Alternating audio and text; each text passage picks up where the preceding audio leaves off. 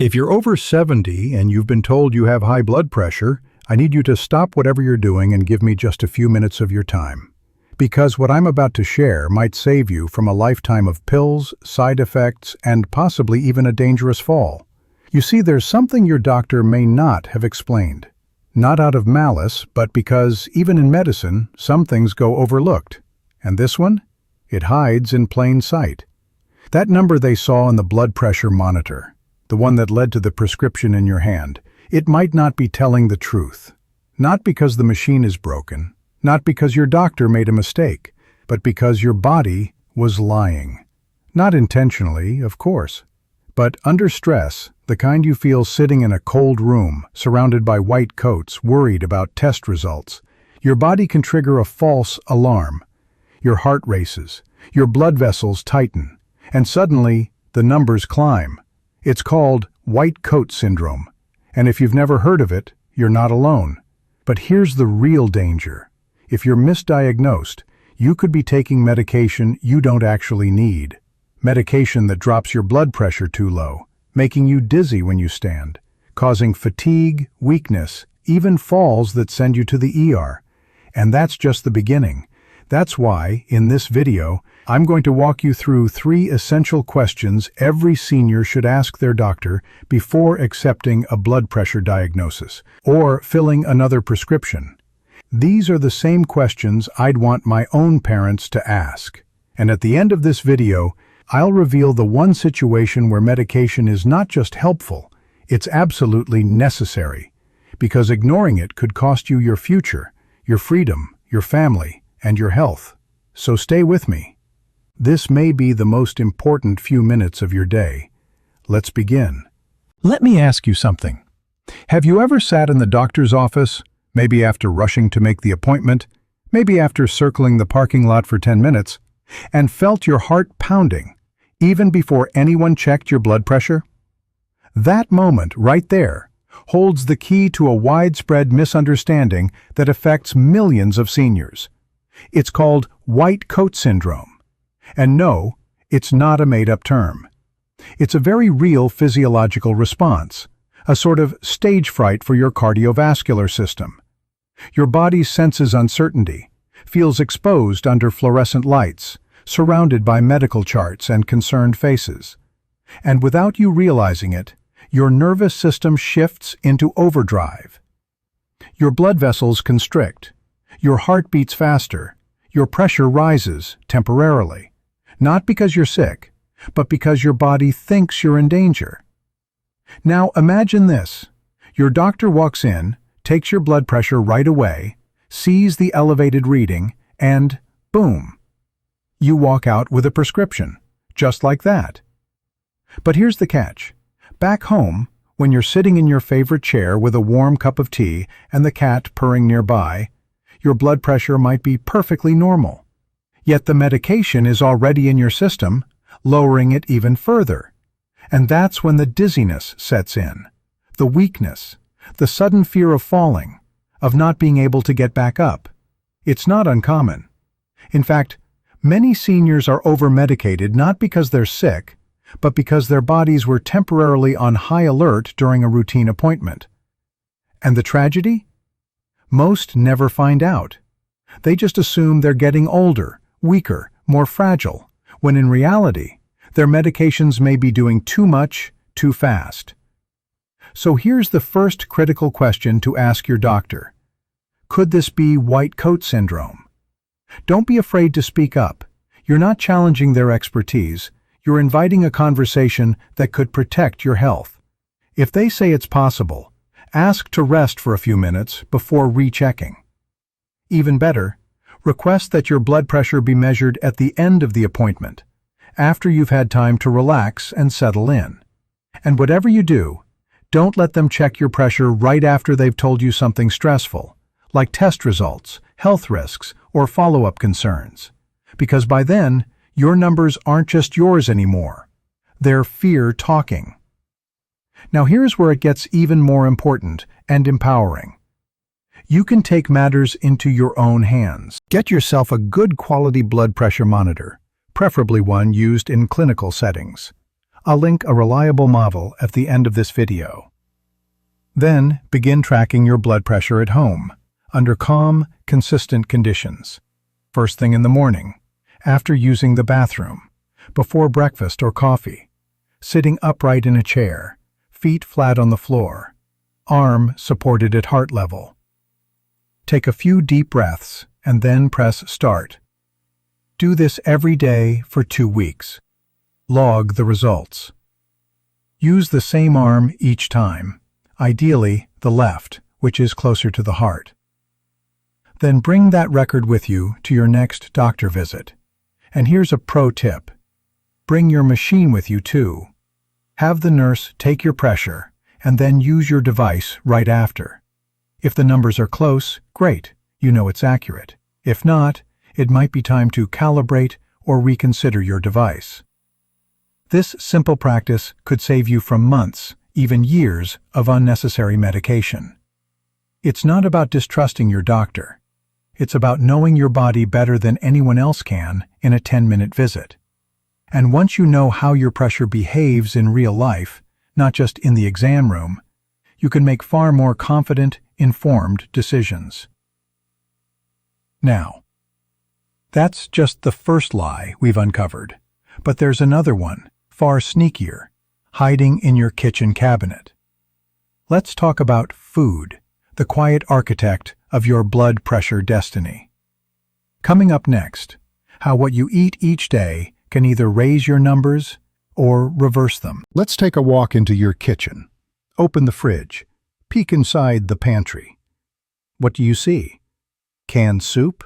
Packaged crackers? Cold cuts wrapped in plastic? Maybe a bottle of soda waiting for your afternoon pick-me-up. Now, here's a hard truth. Not to shame, but to enlighten. Some of the most dangerous things for your blood pressure don't come with warning labels. They come with labels like low fat, heart healthy, or quick and easy. You see, food isn't just fuel. It's a language, a way of speaking directly to your arteries. Every bite you take sends a message. Some say, relax, you're safe. Others scream, tighten up, we're under attack.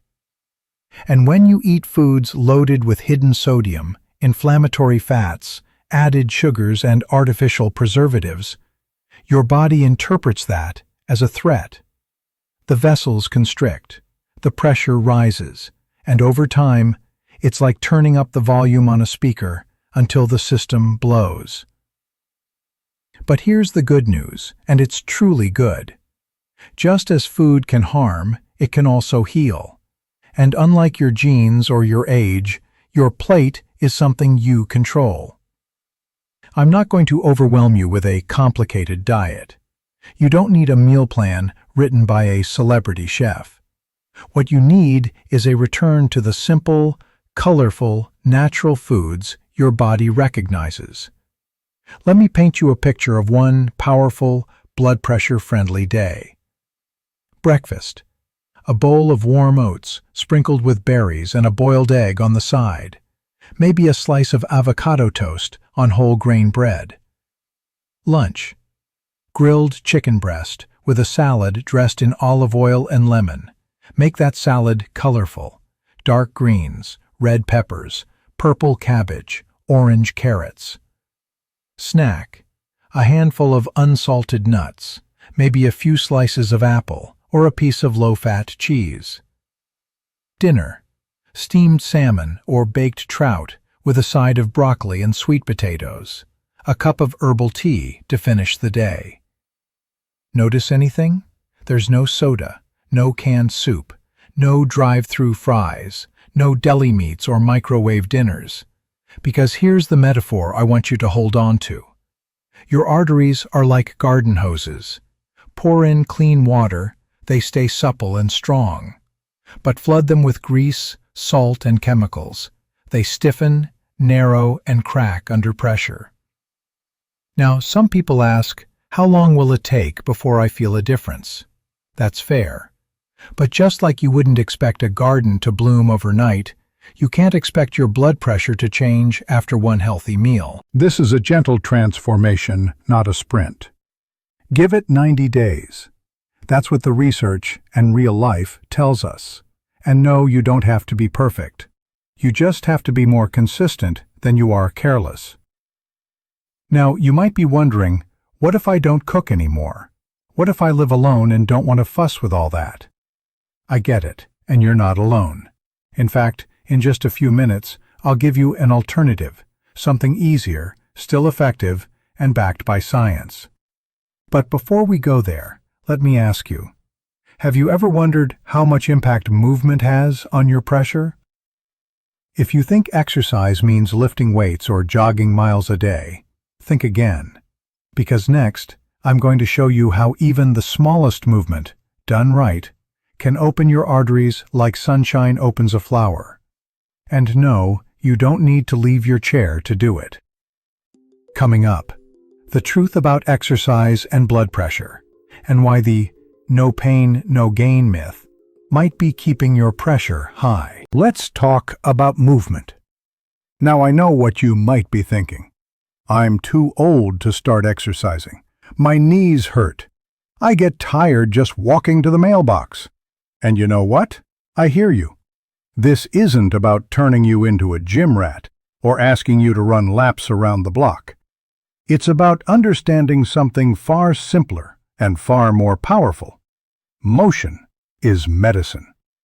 Every time you move, even just a little, you're sending a signal to your heart. It says, "Hey, you're still needed. Keep pumping, keep flowing, keep living." Because the truth is, the heart is a muscle. And like any muscle, it needs to be used, gently, regularly, and wisely. But here's the part no one talks about. You don't need to sweat, you don't need to jump, and you definitely don't need to suffer. In fact, for people over 70, the best type of exercise isn't always cardio or strength training. Sometimes it's something much quieter, but just as powerful. It's called isometric training. Now stay with me, I know that word sounds technical, but what it really means is using your muscles without moving your joints. Think of it as silent strength. Picture this. You press your palms together in front of your chest. You push, hold for a few seconds, then release. You squeeze a small ball in your hand. Hold, breathe, relax. You sit against a wall, knees bent, holding the position for 30 seconds. That's isometric exercise. No jumping, no weights, no gym. Just you, your breath, and your body working together. And here's the stunning part. Recent studies show that isometric exercises, especially isometric hand grip training, can significantly lower both systolic and diastolic blood pressure in older adults. One study even found that just 5 minutes a day could have measurable effects after just a few weeks. No pills, no side effects, just movement. Smart, simple, consistent. Your body is like a watch. It runs best when wound just enough, not too tight, not too loose. So if you've been avoiding exercise because you thought it meant exhaustion or injury, I invite you to reframe that belief. You don't need to run marathons to live longer, but you do need to move with intention. And if you're able, maybe go for a gentle walk, use a treadmill, cycle slowly, do chair yoga. The point isn't how far or how fast you go. The point is to remind your blood vessels that you're still in charge. Now here's something important, and it's for those who truly want to take action. Right after this video, I'll link to another one showing you 3 easy isometric exercises you can do from home. No equipment, trainer, no pressure. Just press play and follow along. But before we get there, we need to talk about something most people don't want to hear, yet it might be the most important part of this entire journey. And it's this: what if you're not willing to change your diet? What if you're not going to exercise, not even a little? What happens then? Well, my friend, that's where medication comes in. And while it might not be the path you hoped for, it may be the one that keeps you here. Let's talk about that. Because this is where lives are saved or lost. Coming up, when medication is not the enemy but your last and best defense. Let's be honest, not everyone wants to change. Not everyone will. And that's not a criticism, it's a reality. Maybe you've heard all this before. Eat better. Move more. Cut the salt, the sugar, the soda. But deep down, you might be thinking, I'm 73. I've lived my life. I'm tired of being told what to do. I don't have the energy to start over. I don't even like vegetables. If that's you, if you know deep in your heart that you're not going to overhaul your kitchen, lace up your walking shoes, or start doing wall sits in the hallway, then let me tell you something with compassion, not judgment. That's okay. You're not failing, because this exact moment is the reason blood pressure medication exists. Not as a punishment, not as a crutch, but as a lifeline. A way to protect you from heart attacks you can't see coming, from strokes that steal your independence in a single night, from silent damage that builds up year after year while you feel just fine. So if you've tried and struggled, or if you haven't tried at all, don't beat yourself up. Instead, talk to your doctor. Ask the questions we've discussed, and if medication is the right path for you, embrace it fully. Take it as prescribed. Monitor how you feel. Be honest about side effects. Adjust when needed. Because here's the truth most people don't say out loud. Living longer isn't just about freedom. It's about presence. It's about being there for your granddaughter's wedding, seeing your great-grandchild born, watching the seasons change with someone you love. If medication keeps you in that story, then that little pill is a blessing, not a burden. Yes, there may be side effects. Yes, adjustments may be necessary. But the alternative, untreated high blood pressure, can steal everything faster than you realize. So no matter which path you choose, natural, medicinal, or a blend of both, make it with full awareness, because this is your body, your future, and your decision. Now, before we end, let me leave you with a question. Are you willing to do something, even one small thing, today, to take back control of your blood pressure? Maybe it's ordering a reliable home monitor. Maybe it's switching your breakfast from processed cereal to oatmeal and fruit. Maybe it's trying a 5-minute isometric routine from your favorite chair. Or maybe it's picking up the phone to finally talk to your doctor, armed with the 3 questions you now know to ask. Could this be white coat syndrome? Are my eating habits contributing to high blood pressure? Can the right kind of movement lower my numbers naturally? Write those down. Bring them with you. They might just save your life, or someone you love. And if nothing else, remember this. You are not powerless. Every decision, every small shift, is a vote for a healthier future. Whether you're 70, 80, or 95, it is never too late to choose life over fear and action over silence. If this video resonated with you, don't keep it to yourself. Share it with someone over 70 who might be making decisions about blood pressure right now. It might just be the voice they need. And if you're ready to take your first step, click the video right here. I'll walk you through 3 simple isometric exercises you can do today, even if you haven't moved in months. You've got this, and I'll be right here to help you every step of the way. Now, before we end, let me leave you with a question. Are you willing to do something, even one small thing, today, to take back control of your blood pressure?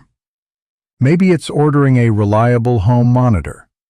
Maybe it's switching your breakfast from processed cereal to oatmeal and fruit. Maybe it's trying a 5-minute isometric routine from your favorite chair. Or maybe it's picking up the phone to finally talk to your doctor, armed with the 3 questions you now know to ask. Could this be white coat syndrome? Are my eating habits contributing to high blood pressure? Can the right kind of movement lower my numbers naturally? Write those down. Bring them with you. They might just save your life, or someone you love. And if nothing else, remember this: you are not powerless. Every decision, every small shift, is a vote for a healthier future. Whether you're 70, 80, or 95, it is never too late to choose life over fear and action over silence. If this video resonated with you, don't keep it to yourself. Share it with someone over 70 who might be making decisions about blood pressure right now. It might just be the voice they need. And if you're ready to take your first step, click the video right here. I'll walk you through 3 simple isometric exercises you can do today, even if you haven't moved in months. You've got this, and I'll be right here to help you every step of the way.